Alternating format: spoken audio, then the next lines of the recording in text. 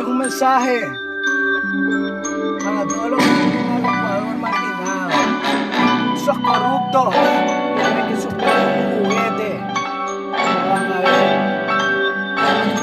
Y qué pena, oye bien qué pena ver a mi Ecuador sufrir en esta cuarentena. ¿Dónde está la humanidad? ¿Dónde está la gente buena? ¿Dónde está el presidente? Se lo tragó la tierra. Ese para COVID-19. Ecuador se muere y no tenemos presidente. Te lo digo yo, te lo dice toda mi gente, te lo pide Ecuador. Ayúdanos si puede, no sabemos qué hacer, no podemos ni salir por COVID-19, peor en paz morir. Los pocos que ayudan, arriesgando su vida, ni cómo agradecerles ni para el plato de comida. ¿Qué quieres que te diga? Míralo, déjate claro, no serviste para nada, arranca, vete para un lado. Te veré en tus campañas, te veré en tu asamblea, te veré pidiendo el voto, te tiraré yo piedra.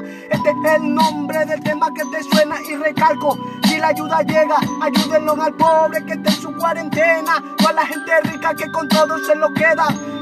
Las pocas inversiones que hubieron para esto vienen desde arriba, picando peso a peso. No les importa nada, no les importa el pueblo, no les importo yo, mucho menos mi abuelo. Mientras de mascarillas la tenían escondida para su propio beneficio, esto no te podrida. No les importa nada, no les importa ya las vidas. Los muertos aparecen en las grandes vías y qué pena, oye bien qué pena, y qué pena, oye bien qué pena, y qué pena, oye bien qué pena ver a mi Ecuador sufrir esta cuarentena. ¿Dónde está la humanidad? ¿Dónde está la gente buena? ¿Dónde está el presidente? Se lo tragó la tierra.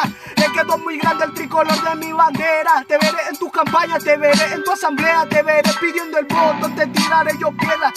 Y qué pena, oye bien qué pena, y qué pena, oye bien qué pena, y qué pena, oye bien qué pena.